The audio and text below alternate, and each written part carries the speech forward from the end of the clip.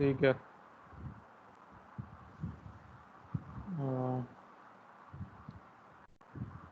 अस्सलाम वालेकुम। वालेकुम सलाम।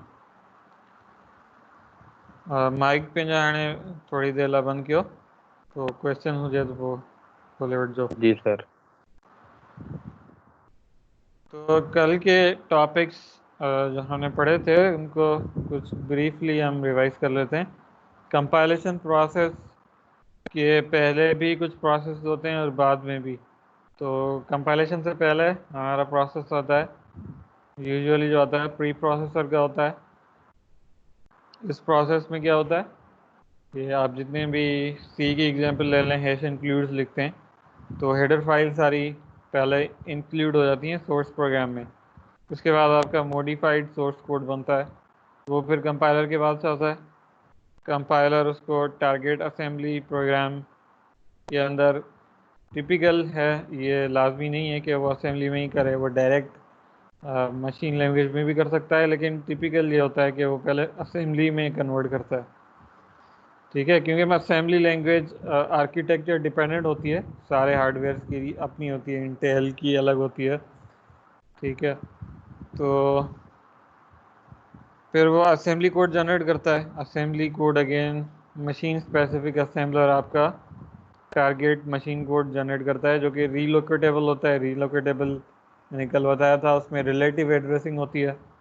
रिलेटिव एड्रेसिंग का मतलब ये होता है कि एक्चुअल जो आपकी हार्डवेयर पे या मशीन पे जो कोड एग्जीक्यूट होगा उसमें वो सेम एड्रेसेस नहीं रहेंगी, बल्कि पहले उसमें आप लाइब्रेरीज, जो एक्सटर्नल लाइब्रेरीज आपके प्रोग्राम में यूज़ हो रही हैं, उनका कोड पहले मर्ज होगा, इंक्लूड होगा। ठीक है, फिर जाके टारगेट मशीन कोड जनरेट होगा और वो ही रन हो सकता है। Relocatable machine code directly run नहीं हो सकता, क्योंकि उसमें अभी एक्सटर्नल लाइब्रेरीज लिंक होना बाकी होती हैं।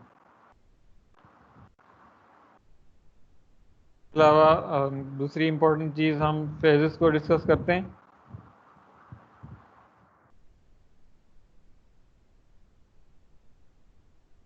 फेजेस ऑफ कंपाइलेशन, जिसमें हम इस कोर्स के अंदर फ्रंट एंड पढ़ रहे होंगे। तो फेजेस को हम दोबारा डिस्कस कर लेते हैं। सबसे पहले आपका लेक्सिकल एनालाइजर आता है कंपाइलर के अंदर, इसको स्कैनर भी कहते हैं। तो ये क्या करता है, आपकी इनपुट्स को टोकन्स में डिवाइड करता है। टोकन्स हमने कल डिटेल से देखे थे, जितने भी डिस्टिंग्विशेबल डिफरेंट कंस्ट्रक्ट्स होते हैं आपकी लैंग्वेज के। फॉर एग्जांपल वेरिएबल्स नेम्स हैं, पंक्चुएशंस हैं, ऑपरेटर्स हैं, या कांस्टेंट वैल्यूज़ हैं, ये जितने भी डिस्टिंक्ट कंस्ट्रक्ट्स हैं इनको हम टोकन्स कहते हैं। तो लेक्सिकल एनालाइजर सबसे पहले तो टोकन्स जनरेट कर लेता है।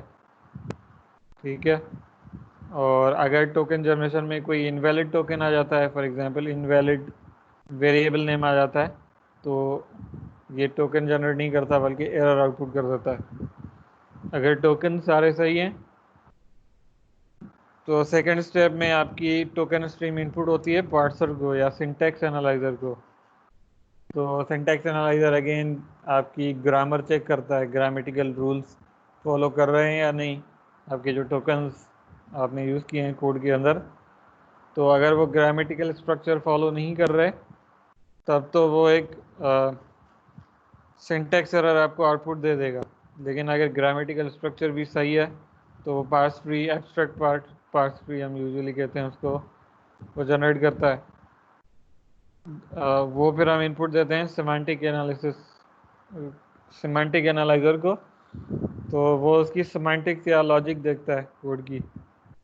तो सिमेंटिक की एग्जांपल मैंने कल भी दी थी, तो कुछ एग्जांपल्स मैं रिपीट कर रहा हूँ। फॉर एग्जांपल आप किसी वेरिएबल को रीडिफाइन कर लेते हैं, इंटीजर num1 को आप 2 मरतबा डिफाइन करते हैं, तो ये एक सिमेंटिक एरर है सेम स्कोप के अंदर अगर बात करें। या फिर आप किसी स्ट्रिंग टाइप वेरिएबल को इंटीजर असाइन कर दें या इंटीजर को स्ट्रिंग असाइन कर दें, तो ये भी एक सिमेंटिक एरर है। तो अगर सिमेंटिक एरर आपके इसके अंदर नहीं होते तो वो फिर एब्स्ट्रैक्ट सिंटैक्स ट्री या कोई और इंटरमीडिएट फॉर्म कोड जनरेट करता है, उसको आप फिर मशीन इंडिपेंडेंट कोड ऑप्टिमाइजेशन उसकी करते हैं, जो कि ऑप्शनल फेज है।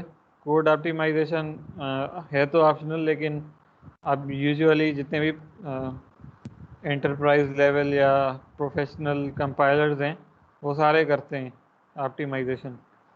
तो ऑप्टिमाइजेशन से क्या होता है, आपकी कोड का रन टाइम इम्प्रूव होता है और प्लस में मेमोरी कंजम्पशन भी वो कम करता है, रिड्यूस करता है अगर पॉसिबल होती है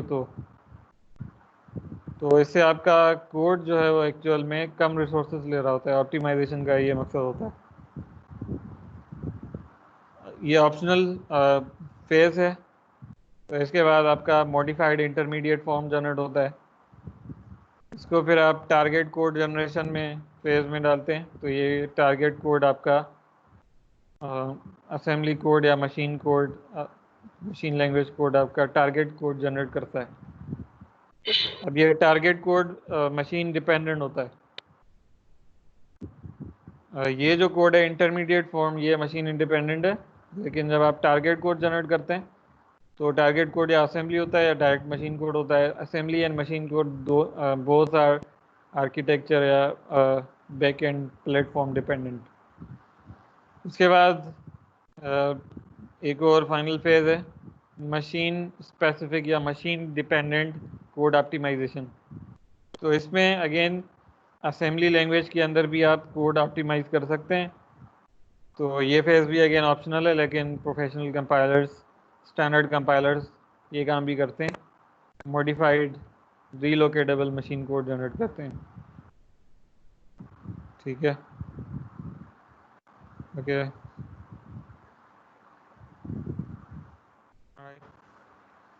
सिंबल टेबल हमने डिस्कस की थी।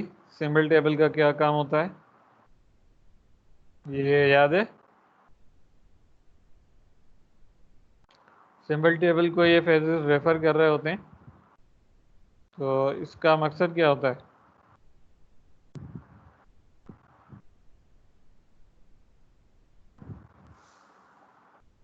सिंबल टेबल का मकसद याद है? सिंबल टेबल में एक्चुअल हम जी सर नंबर्स वगैरह यहाँ मतलब के कीवर्ड्स आइडेंटिफायर सबसे पा सकता है। जितने भी नेम्स आपके यूज हो रहे होते हैं आपके कोड में, वेरिएबल नेम, फंक्शन नेम, उनका ट्रैक रिकॉर्ड रख रहा होता है कि कौन से नेम्स डिफाइंड हैं, किस स्कोप में डिफाइंड है। क्योंकि अगर आपका कोड किसी पॉइंट पे किसी वेरिएबल को रेफर कर रहा है तो उसको पता होना चाहिए कि ये ऑलरेडी डिफाइंड है या नहीं है। रीडेफिनेशन के केस में फॉर एग्जांपल, तो वो भी क्रॉस रेफर कर रहा होता है सिंबल टेबल से कि अगर वो ऑलरेडी डिफाइन नहीं है तो तब तो ठीक है, अगर डिफाइंड है तो उस केस में वो एरर जनरेट करेगा। तो सिंबल टेबल आपके नाम से पता चल रहा है कि सिंबल्स आपके जो कोड में यूज हो रहे हैं उनको टेबुलेट कर लेता है। ये एक डेटा स्ट्रक्चर है। तो कंपाइलेशन फेजेस को मैं रिपीट करता हूँ। फर्स्ट फेज स्कैनिंग या लेक्सिकल एनालिसिस। इसमें क्या होता है, आपके जो टोकन्स हैं उनको रिकग्नाइज कर रहा होता है कि ये वैलिड टोकन्स हैं या नहीं है। तो टोकन की एग्जांपल्स क्या हैं? आपकी ऐप के अंदर या कोड के अंदर 5 तरह के डिफरेंट टोकन्स हो सकते हैं। तो वो कौन से टोकन्स हैं? आप जितना भी कोड लिखते हैं उसके अंदर कोड के अंदर आप कुछ कंस्ट्रक्ट्स यूज करते हैं, जैसे ये कंस्ट्रक्ट्स हैं सारे। तो इनकी क्या कैटेगरीज हो सकती हैं, कल हमने डिस्कस की थी। कौन सी कैटेगरीज हो सकती सर हैं इन टोकन्स की? सर कीवर्ड्स हो सकते हैं, ऑपरेटर्स हो सकते हैं, नेम्स हो सकते हैं। ठीक है, और इसके अलावा? और उसके अलावा तो याद नहीं। कांस्टेंट वैल्यूज हम यूज करते हैं, और पंक्चुएशंस। पंक्चुएशन से क्या मकसद है? सेमी कॉलन है या कर्ली ब्रेसेस हैं, पैरेंथेसिस हैं, ये सारे पंक्चुएशन हैं। ठीक है, अब माइक बंद कर दें।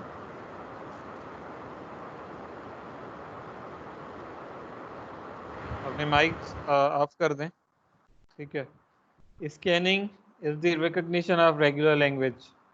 तो रेगुलर लैंग्वेज अगेन आप ऑटोमेटा में पढ़ चुके हैं। रेगुलर लैंग्वेजेस वो होती हैं जिसको कोई फाइनाइट ऑटोमेटा या फिर रेगुलर एक्सप्रेशन रिकग्नाइज कर सके।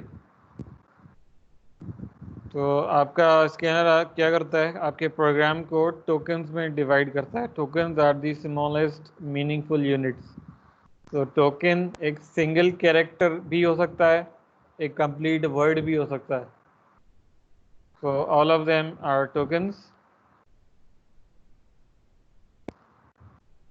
इस फेज का मकसद ये होता है कि ये आपकी टोकन स्ट्रीम जनरेट करता है, जिससे ये होता है कि आपके लेटर फेजेस के लिए कॉम्प्लेक्सिटी रिड्यूस हो जाती है। यानी कि लेटर फेजेस को आप इम्प्लीमेंट अलग से कर सकते हैं और वहाँ पे आप कॉम्प्लेक्सिटी या कोड रिड्यूस कर सकते हैं।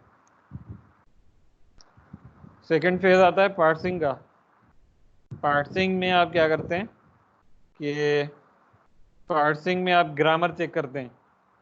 स्कैनिंग एंड पार्सिंग में फ़र्क क्या है? स्कैनिंग में आप टोकन्स को रिकॉग्नाइज करते हैं जो कि आप डीएफए से या रेगुलर एक्सप्रेशन से रिकॉग्नाइज कर सकते हैं। पार्सिंग आपकी डीएफए या रेगुलर एक्सप्रेशन से रिकॉग्नाइज नहीं हो सकती, क्योंकि उसमें ग्रामर इन्वॉल्व होती है, उसमें काउंटिंग इन्वॉल्व होती है। तो पार्सिंग कैसे डिफरेंट है स्कैनिंग से, वो हम स्पेस में जाके देखेंगे। So parsing basically discovers the context-free structure of the grammar of the program. अब context-free का मतलब क्या होता है कि जब आप कोड को डिस्कस कर रहे होते हैं तो आप कॉन्टेक्स्ट को नहीं देख रहे होते। कॉन्टेक्स्ट का मतलब ये आप ये डिफाइन करते हैं। तो अगर आप कॉन्टेक्स्ट नहीं देखेंगे तो ये स्टेटमेंट बिल्कुल सही है, लेकिन अगर आप कॉन्टेक्स्ट की बात करेंगे तो second statement is semantically invalid. सही है, तो दिस इज द कॉन्टेक्स्ट। तो आपका जो स्कैनर है वो कॉन्टेक्स्ट को नहीं देख रहा होता।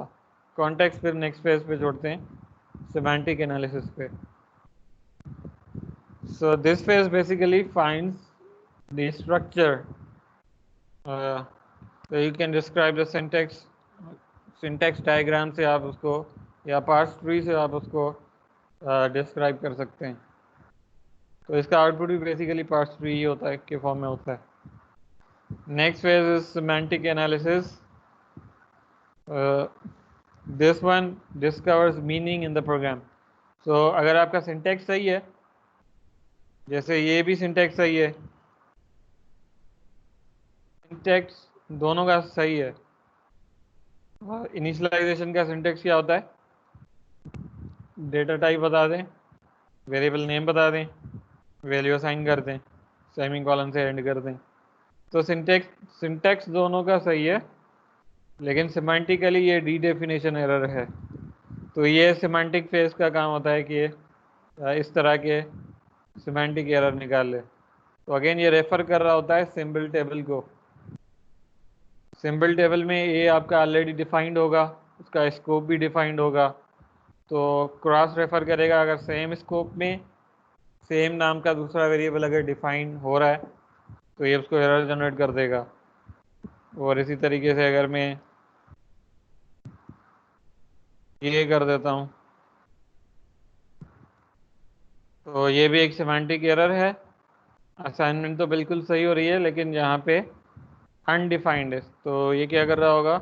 सिमेंटिक एनालिसिस फेज आपके सिंबल टेबल को रेफर करेगा, वेरिएबल असाइन हो रहा है तो वो चेक करेगा कि वो ऑलरेडी डिफाइंड है या नहीं है। इसी तरीके से कुछ चीज़ें हैं जो कि सिमेंटिक एरर होती हैं, लॉजिकल एरर होती हैं, लेकिन सिमेंटिक एनालाइजर का काम नहीं होता। For example array out of bounds. अगर आपका एरे 10 एलिमेंट का है, आप 11th एलिमेंट एक्सेस कर लेते हैं लूप के अंदर, तो ये रन टाइम एरर होता है, डायनामिक सिमेंटिक्स का पार्ट होता है। ये कंपाइलेशन सिमेंटिक या स्टैटिक सिमेंटिक जिसको हम कहते हैं, इसका पार्ट नहीं होता। ठीक है, तो लॉजिकल एरर्स को इसने दो पार्ट में यहाँ पे हम डिवाइड करते हैं, एक स्टैटिक सिमेंटिक्स और दूसरा dynamic. Static compile time errors होते हैं, जो कि कंपाइल टाइम पे आप फिगर आउट कर सकते हैं। डायनामिक सिमेंटिक्स में आप एरर्स कंपाइल टाइम पे फिगर आउट नहीं कर सकते। ठीक है, तो ये फ्रंट एंड यहाँ पे एग्जीक्यूट हो जाता है, तो आपका इंटरमीडिएट कोड जनरेटर एग्जीक्यूट होता है, जो कि इंटरमीडिएट फॉर्म में आपका कोड जनरेट कर लेता है। सो इंटरमीडिएट फॉर्म के कोड की भी कुछ रिक्वायरमेंट्स हैं। For example, they are chosen for machine independence. This is one of the main requirement, machine independent होना चाहिए। Ease of optimisation and compactness, ये कुछ फीचर्स हैं उसके। और उसके अलावा this one often resembles machine code for some imaginary machine architecture. Imaginary machine architecture से रिजेंबल करता है, जिसमें रियल मशीन इंटेल या एएमडी से नहीं, बल्कि कोई सर इनकी कोई इमेजिनरी। एग्जांपल दे दें, इसकी इंटरमीडिएट फॉर्म की। इंटरमीडिएट फॉर्म की अगर मैं एग्जांपल दूं, तो मुझे जावा का बाइट कोड खोलना पड़ेगा। तो बाइट कोड की अगर मैं बात करूं, तो मैंने स्लाइड में तो इंक्लूड नहीं किया, क्विकली अगर आप गूगल पे सर्च कर लें, बाइट कोड, इसको हम जनरेट नहीं कर रहे होंगे लेकिन यहाँ पे फिगर है। अब ये इस तरह का लिखा हुआ है, ये एक मेथड है। ठीक है, मेथड, उसका नाम लिखा हुआ है, यहाँ पे कर्ली ब्रेसेस यहाँ पे नहीं लगी हुई हैं अगर आप देखें तो। यहाँ पे कुछ मेरे ख्याल से एड्रेसिंग है, ए लोड 0 है, इन्वोक स्पेशल मेथड है, कोई और मेथड एग्जीक्यूट कर रहा है, फिर ये रिटर्न कर रहा है स्टेटमेंट। तो इंटरमीडिएट कोड, अगेन इसकी रिप्रेजेंटेशन बाइट कोड की अलग है, C# में CIL इसको कहते हैं, तो उसकी रिप्रेजेंटेशन अलग है। तो ये इंटरमीडिएट कोड की कोई हार्ड एंड फास्ट रूल नहीं होती, सारी लैंग्वेजेस अपना इंटरमीडिएट कोड डिफरेंट टाइप का जनरेट कर सकते हैं। तो this is one of the examples. लेकिन हमारा कोर्स इंटरमीडिएट तक फ़िलहाल नहीं है। इस कोर्स में हम बात करेंगे यहाँ तक की, मैक्सिमम सिमेंटिक्स तक की। तो आप जो इम्प्लीमेंट करेंगे वो scanning, syntax analyser, semantic analyser, sorry lexical analyser, and then syntax analyser, और यहाँ तक करेंगे। और ये फेज ऑप्शनल है सिमेंटिक एनालिसिस का। सही है, तो yes sir. Okay, so moving on, code optimisation and generation. तो आपका कोड जो है वो ऑप्टिमाइजेशन के फेज में मशीन इंडिपेंडेंट ऑप्टिमाइजेशन की बात कर रहे हैं। तो ये this one takes intermediate code, और उसको ऑप्टिमाइज करते हैं with respect to time and memory. Optimisation की भी मैंने कल एग्जांपल्स दी थी। फॉर एग्जांपल मैं ये कर दूं, ए इक्वल्स A+1 और A++। अगर आपने ये इंस्ट्रक्शन लिखी है तो हो सकता है कंपाइलर्स को इस इंस्ट्रक्शन में चेंज कर दे, क्योंकि ये इंस्ट्रक्शन ज़्यादा फास्ट होती है। सही है, तो इस तरह की काफ़ी सारी ऑप्टिमाइजेशंस पॉसिबल हैं जो कि कंपाइलर करता है। उसके बाद आता है आपका कोड जनरेशन फेज। तो इट प्रोड्यूसेस असेंबली लैंग्वेज और रीलोकेटेबल मशीन लैंग्वेज कोड। सही है, उसके बाद मशीन डिपेंडेंट या मशीन स्पेसिफिक कोड ऑप्टिमाइजेशन आती है। इसमें क्या होता है, आपकी असेंबली इंस्ट्रक्शंस, असेंबली इंस्ट्रक्शन की मैं एग्जांपल एक देता हूँ। असेंबली इंस्ट्रक्शन ये है ऐड AX की रजिस्टर है for example AX,1।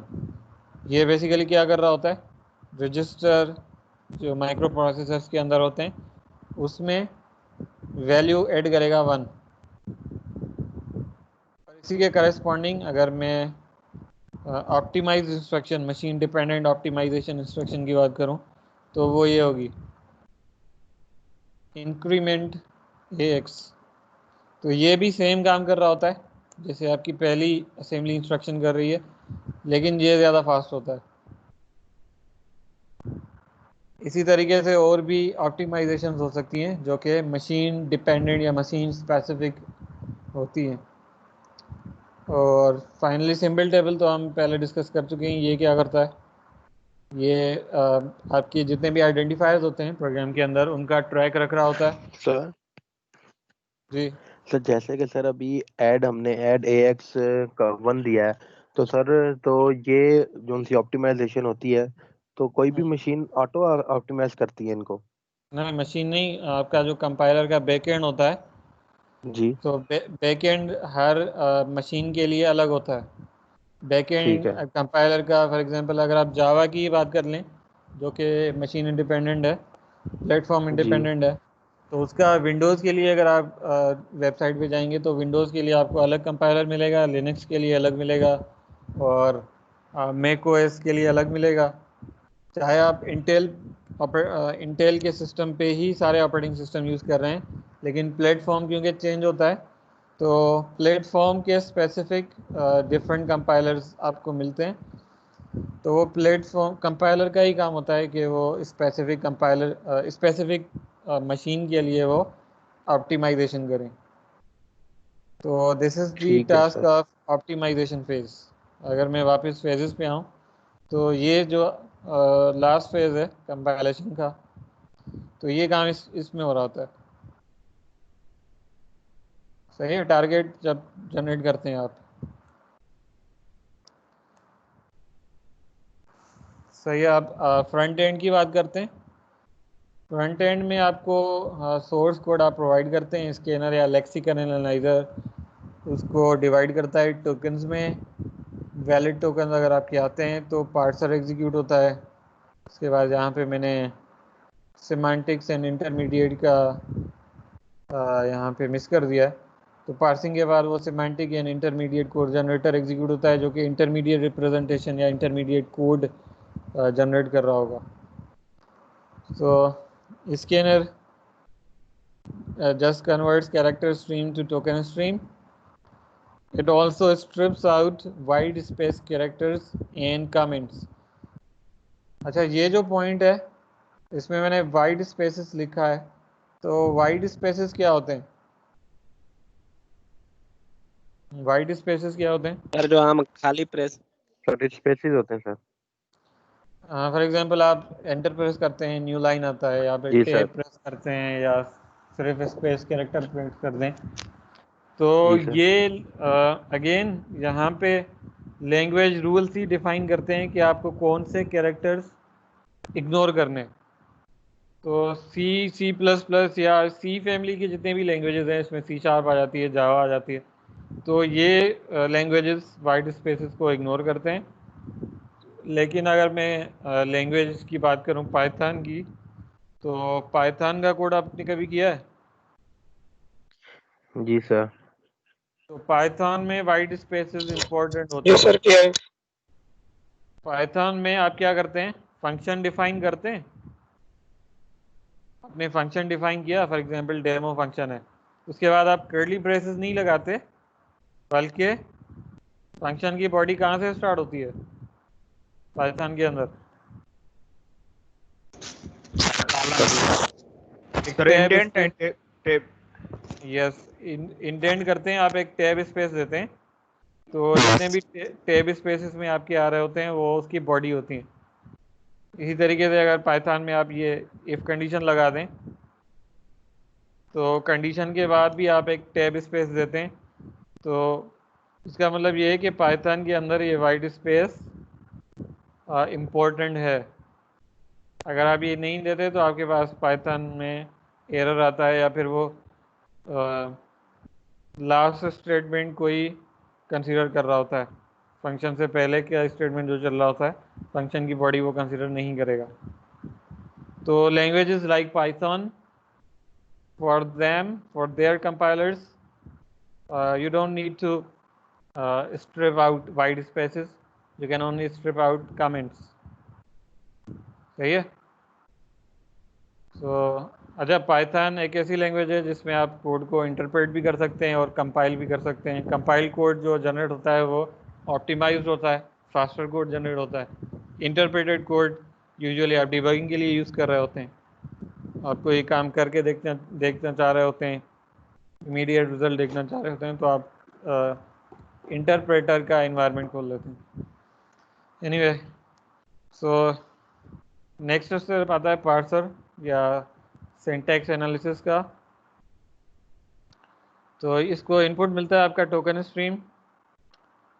Token stream उसको उसमें वो सिंटैक्स चेक करता है, फिर सिमेंटिक एनालिसिस होती है। अगर दोनों चीज़ें सही हैं तो आपका इंटरमीडिएट कोड जनरेट होता है। यहाँ पे एक लास्ट पॉइंट लिखा हुआ है, there are some tools available, जिसको आप इनपुट देंगे अपनी लैंग्वेज का ग्रामर, सही है, तो उस ग्रामर को यूज़ करते हुए वो आपको स्कैनर और पार्सर जनरेट कर देगा ऑटो, सही है। लेकिन हम ये टूल्स यूज़ नहीं कर रहे होंगे, बल्कि हम, क्योंकि कंपाइलर कंस्ट्रक्शन हमारा कोड है, तो कोर्स के हिसाब से हम स्कैनर और पार्सर का कोड कोशिश करेंगे कि खुद लिखेंगे, क्योंकि आपको प्रोजेक्ट बनाना है, तो प्रोजेक्ट में आपको इसका कोड खुद लिखना पड़ेगा, सही है। अब एग्जाम्पल्स की बात करते हैं। यहाँ पे मैंने एक एग्जाम्पल कोड लिखा है। अब ये एग्जाम्पल में जितनी भी यूज़ कर रहा हूँ ये आप कंसीडर करेंगे कि सी का कोड है, ठीक है। सी लाइक सिंटेक्स से आप फेमिलियर हैं, सी फैमिली का सिंटेक्स आप सी प्लस प्लस, जावा, सी शार्प, इन सब में ऑलमोस्ट सिमिलर सिंटेक्स है, तो मैं इसी सिंटेक्स को लेके चलूँगा। तो ये आपकी एक इनपुट स्ट्रीम है, आपका सोर्स कोड है, ठीक है।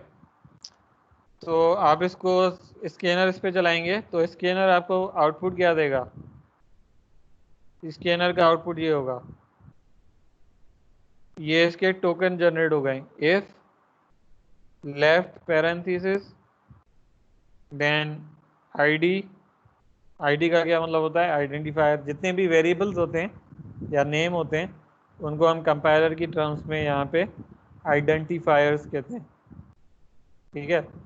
तो आपका आइडेंटिफायर आ गया एक्स, उसके बाद ये जो यहाँ पे आपका रिलेशनल ऑपरेटर आ रहा है, इसको क्या कहते हैं, इसकी क्लास है ग्रेटर देन और इक्वल टू। अब देखें यहाँ पे इसने दो अलग अलग टोकन्स कंसीडर नहीं किए, ग्रेटर एंड इक्वल, बल्कि दोनों को एक ही टोकन कंसीडर किया है। तो स्कैनर के लिए ये लाजमी है कि आपके टोकन्स को सही से कंसीडर करें। अगर आपका एक मल्टी कैरेक्टर टोकन है तो उसको एज अ कंप्लीट टोकन ले। एक्स इंडिविजुअल टोकन है, कैरेक्टर टोकन है, और ये 2 कैरेक्टर टोकन है, तो टोकन्स को वो सही से जितने भी मैक्सिमम पॉसिबल लेंथ में हो सकते हैं उसको पूरा का पूरा टोकन कंसीडर करें। अच्छा, उसके बाद हमारा वेरिएबल है y, अगेन वो भी एक आइडेंटिफायर है, तो अलग टोकन जनरेट हुआ। उसके बाद इक्वल है, सॉरी इक्वल से पहले ये पैरेंथेसिस राइट पैरेंथेसिस दिया इसने। उसके बाद असाइनमेंट एक्सप्रेशन है, आईडी y। अब ये इक्वल का सिंबल लिखा हुआ है, बिकम्स लिखा है इसने। तो यहाँ पे कोई हार्ड एंड फास्ट रूल नहीं होते कि आप इन ऑपरेटर की क्लास को कोई भी नाम दे सकते हैं। मैं यहाँ पे इसको इक्वल नाम दे सकता हूँ, बिकम्स दे सकता हूँ, सेम एज दे सकता हूँ, या कोई भी आप अपनी मर्जी से नाम दे सकते हैं। उसके बाद यहाँ पे इंटीजर है, उसकी वैल्यू है। उसके बाद ये आपकी पंक्चुएशन यूज़ की गई है, सेमी कॉलन। सही है। अच्छा, आप यहाँ पे एक चीज़ नोट करें कि फॉर एग्जांपल ये इफ़ है, तो इसने सिर्फ इफ़ ही लिखा है, या लेफ्ट पैरेंथेसिस है तो इसने लेफ्ट पैरेंथेसिस लिखा है। यहाँ पे इसने इस तरह से पैरेंथेसिस ब्रैकेट में नहीं लिखा, जैसे यहाँ पे लिखा हुआ है ब्रैकेट में। सही है। तो यहाँ पे ये चीज़ नोट कर लें कि हमारे पास कुछ क्लासेस ऐसी होती हैं जिनका सिर्फ एक ही मेंबर होता है। फॉर एग्जांपल इफ़ है, इफ़ क्लास का एक ही मेंबर होता है इफ़, तो उसमें हमें वैल्यू अलग से लिखने की ज़रूरत नहीं है। लेकिन अगर आईडी की बात करें तो हमारे पास आईडीज इनफाइनाइट हो सकती हैं, वेरिएबल नेम आप कुछ भी ले सकते हैं। तो इस केस में आपको वेरिएबल नेम लिखना ज़रूरी होता है। जहाँ पे आप एक क्लास के अंदर मल्टीपल मेंबर्स आ सकते हैं, वहाँ पे आप स्पेसिफिक मेंबर ज़रूर मेंशन करेंगे लेक्सिकल एनालाइजर के अंदर। सही है। अब ये क्लासेस हम किस तरह से क्लासीफाई करते हैं, किस तरह मेंबर्स असाइन करते हैं, ये हम आगे पढ़ेंगे। लेकिन फ़िलहाल के लिए ये चीज़ नोट कर लें कि अगर किसी क्लास में एक ही मेंबर हो तो हम उसको उसकी वैल्यू असाइन नहीं करते, वैल्यू लिखने की ज़रूरत नहीं पड़ती, ऑप्शनल होती है, आप ना लिखें कोई फ़र्क नहीं पड़ता। लेकिन अगर किसी क्लास में मल्टीपल वैल्यूज़ आ सकती हैं तो स्पेसिफिक टोकन लिखना ज़रूरी है। जैसे इंट 42 की एग्जांपल है, तो यहाँ पे भी इनफाइनाइट इंटीजर्स हो सकते हैं, तो स्पेसिफिक वैल्यू आप मेंशन करेंगे। नीचे नोट लिखा हुआ है, tokens are atomic items not character strings. सही है। And comments and white spaces are not tokens, but there are exceptions. For example, Python में वाइट स्पेस, आपका जो टैब स्पेसेस होते हैं और न्यू लाइंस होते हैं, दे आर इम्पोर्टेंट। लेकिन हम यहाँ पे पाइथन सिंटेक्स को नहीं लेके चल रहे हैं, हम सी सिंटेक्स को कंसीडर कर रहे हैं। तो सी सिंटेक्स के हवाले से white spaces are not tokens. मैं थोड़ी ब्रेक लेता हूँ, अब यहाँ पे क्वेश्चंस पूछ लें।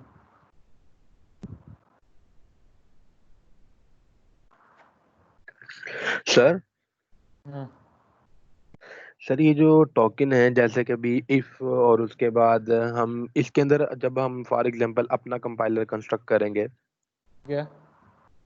तो सर हम इसमें अपनी मर्जी के कीवर्ड दे सकते हैं, जैसे कि सर यहाँ पर लिखा हुआ है आर पैरन हो गया, उसके बाद बिकम्स और इंटीजर वगैरह, एस कॉलन। बिल्कुल बिल्कुल। कंपाइलर अपनी आप जो बनाएंगे उसमें आप अपनी जी। लैंग्वेज खुद डिफाइन करेंगे, उसके वेरिएबल रूल क्या होंगे वो भी आप खुद अच्छा। डिफाइन करेंगे, और कीवर्ड्स कौन से यूज़ हो रहे होंगे वो सब चीज़ें आप खुद डिफाइन करेंगे, सिंटेक्स पूरा आप और खुद सर डिफाइन करेंगे। और सर जैसे कि सर अभी जैसे कि हम वेरिएबल डिक्लेयर करते हैं और इंक्रीमेंट, जैसे कि अभी एक्स हो गया, वाई हो गया, सर इनको सर हम पहले से हम इसके अंदर क्या बोलते रखेंगे, डिफाइन किया होगा ये टोकन्स के अंदर। रिपीट करना। सर जैसे कि अभी ये वेरिएबल सर बनाते हैं हम, जैसे कि हम्म, एक्स हो गया, वाई हो गया, कोई भी सर हम वेरिएबल बनाते हैं, सर इनका जो कॉम्बिनेशन होता है, जैसे कि सर हम डबल एक्स लिख देते हैं सर, उस तरह सर कोई भी हम वेरिएबल क्रिएट करते हैं सर, ये चीज सर टोकन में पहले से ही अवेलेबल होती है। नहीं, अब वेरिएबल्स इनफाइनाइट हो सकते हैं, जी। कुछ कुछ भी नाम हो सकता है। तो जी सर। उसके लिए हमने पहले मैंने बताया था कि आप क्या करते हैं, यहाँ पे आ जाएं। यहाँ पे आप डी एफ एज यूज़ कर रहे होते हैं या रेगुलर एक्सप्रेशंस यूज़ कर रहे होते हैं। तो रेगुलर जी सर। एक्सप्रेशंस अगर दोबारा उस कोर्स में जाएं, रिपीट करें, तो वो क्या करते हैं, एक पैटर्न को रिकॉग्नाइज करते हैं। जी सर। ठीक है, किसी लैंग्वेज की जितनी भी स्ट्रिंग्स होती हैं उनको रिकॉग्नाइज कर रहे होते हैं। तो आपके ठीक है जो सर। वेरिएबल नेम है वो इटसेल्फ एक लैंग्वेज है, लैंग्वेज ऑफ जी सर। आइडेंटिफायर्स, उसको रिकग्नाइज करने के लिए आप अपना रेगुलर एक्सप्रेशन या डीएफएस डिफाइन करेंगे, जो कि आप कोड में इम्प्लीमेंट करके स्कैनर के अंदर आप उसको यूज़ करेंगे। तो स्कैनर आपको उस रेगुलर एक्सप्रेशन या आपकी जो डीएफए है उसको यूज़ करते हुए आपके आइडेंटिफायर्स को रिकग्नाइज करेगा। ठीक है सर। सही है। तो यस। इम्प्लीमेंटेशन में हम इनको देखेंगे ये चीज़ें। तो एनीवन ठीक है एल्स? सर।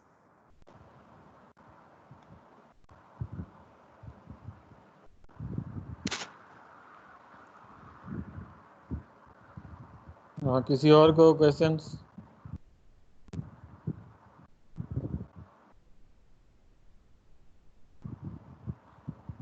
समझ आ रहा है? सर कल वाला लेक्चर अपलोड कर देना सर। अच्छा हाँ, कल वाले लेक्चर की बात करते हैं। वो मैंने जी ऑलरेडी रख सर। दिए हैं। जी सर। मैं स्क्रीन पे शो करता हूँ। स्क्रीन आ रही है ना सबको? Yes sir. ठीक है। टीम्स में आए, अपना कोर्स सेलेक्ट करें। यहाँ पे ऊपर टैब्स बने हुए हैं। यहाँ पे पोस्ट में फाइल्स के अंदर यहाँ पे मटेरियल रखा हुआ है। एक और टैब मैंने क्रिएट किया है कंपाइलर कंस्ट्रक्शन के नाम से। अपने पास ये चेक भी करते रहें, अभी चेक कर लें। जी कंपाइलर सर चेक। कंस्ट्रक्शन का टैब है। यहाँ पे कल की दोनों वीडियोस यहाँ पे रखी हुई हैं स्क्रीन के अंदर। ये शो हो रही हैं?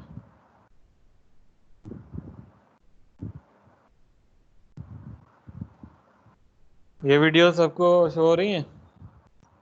यस सर, हो रही। हाँ ठीक है। हाँ, अब इनको अगर आप खोलेंगे तो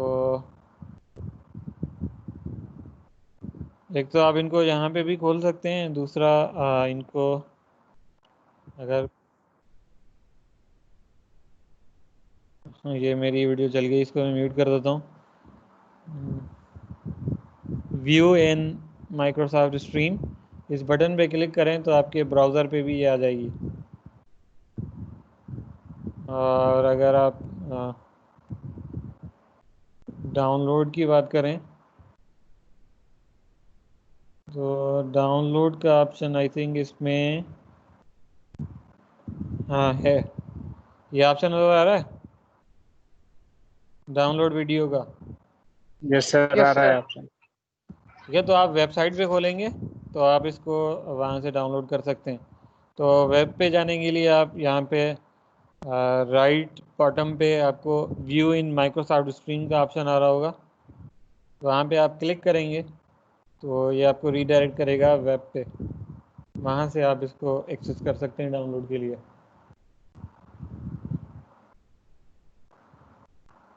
ऑलराइट,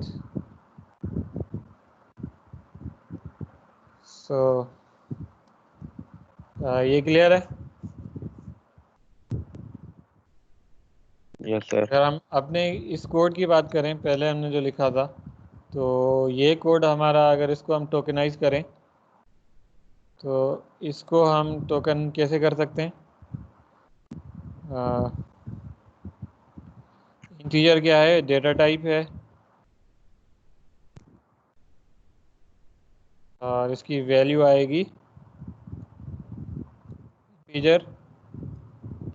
उसके बाद दूसरा टोकन क्या है हमारा? ID. ID. Auto complete feature. ID की वैल्यू लिखना ज़रूरी है। डेटा टाइप की भी वैल्यू इसलिए लिखना ज़रूरी है क्योंकि आपके पास अगर इंटीजर की ही बात करें तो मल्टीपल इंटीजर्स आते हैं आपके पास। ठीक है, इंटीजर भी हो सकता है, लॉन्ग भी हो सकता है, शॉर्ट भी हो सकता है। तो अब ये एग्जैक्ट रिप्रेजेंटेशन नहीं है, एग्जैक्ट हम फिर बाद में डिस्कस करेंगे। फ़िलहाल मैं रफ रिप्रेजेंटेशन बता रहा हूँ। स्लाइड में जो एग्जांपल थी उसमें ये बिकम्स लिखा हुआ था। असाइनमेंट के लिए हम यहाँ पे इसको इक्वल नाम दे सकते हैं इस क्लास को, या असाइन साइन नाम दे सकते हैं। तो अगेन ये आप खुद अपनी मर्जी से इसको नाम दे सकते हैं। इसके बाद इंटीजर सर क्लास है। इसके लिए टूल कौन सा यूज करेंगे? के लिए हम ये C शार्प में ही प्रोग्राम करेंगे। अच्छा सर। उसके बाद लास्ट क्लास हमारी क्या है? सेमीकोलन। तो आपका जो लेक्सिकल का जो फेज है, फर्स्ट वन स्कैनर, तो आपको इस तरह का एक लिस्ट ऑफ टोकन्स जनरेट कर देगा। कोई भी एक एक्सपेरिमेंट होगी उसके लिए करस्पॉन्डिंग ये लिस्ट ऑफ टोकन्स जनरेट हो जाएगी। तो ये टोकन लिस्ट मैंने इस स्टेटमेंट के करस्पॉन्डिंग जनरेट किया है। सही है। तो ये समझ में आ रहा है? यस सर, आ रहा है यस सर। ठीक है।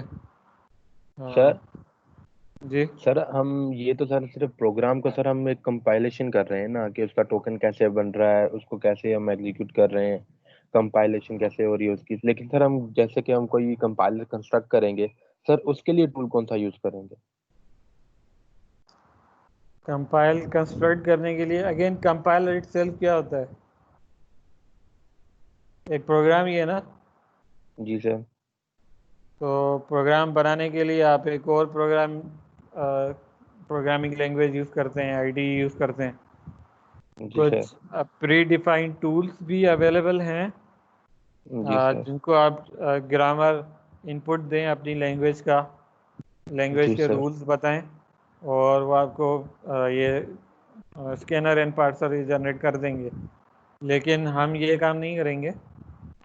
हम ये इम्प्लीमेंट कर रहे होंगे खुद से इन C शार्प विजुअल स्टूडियो। ठीक है सर। तो इसका एक फ़ायदा ये भी होगा कि आप खुद से अगर लिखेंगे तो आपके कॉन्सेप्ट्स क्लियर होंगे और आपकी स्किल्स भी इम्प्रूव होंगी। और प्रोफेशनल जो वर्क इन्वायरमेंट होता है वहाँ पे आप जो छोटी छोटी लैंग्वेजेस होती हैं, जैसे XML की एग्जांपल ले लें, तो XML का पार्सर या इस तरह की अगर आप अपनी XML डिफाइन करते हैं, उसका आप खुद से पार्सर लिख सकते हैं। सही है। तो हम कोशिश करेंगे कि खुद से बल्कि मैं कम कोशिश करूँगा, आप लोग ज़्यादा कोशिश कर रहे होंगे। सही है। इंशाल्लाह। हाँ। तो एनीवे, एनीवन एल्स? और पहले मैं चेक कर लेता हूँ किसी ने पुरानी मीटिंग तो ज्वाइन नहीं की हुई। ठीक है, यहाँ पे कोई नहीं है। सो जब भी आप मीटिंग ज्वाइन कर रहे हो तो उस दिन की क्लास को, वेडनेसडे या थर्सडे को, जो भी दिन हो, तो उसकी स्पेसिफिक मीटिंग में जाके ज्वाइन कर लें। सही है। मेरे ख्याल से अब हम ब्रेक करते हैं थोड़ी देर। जी sir. We will move on. कब तक आएंगे?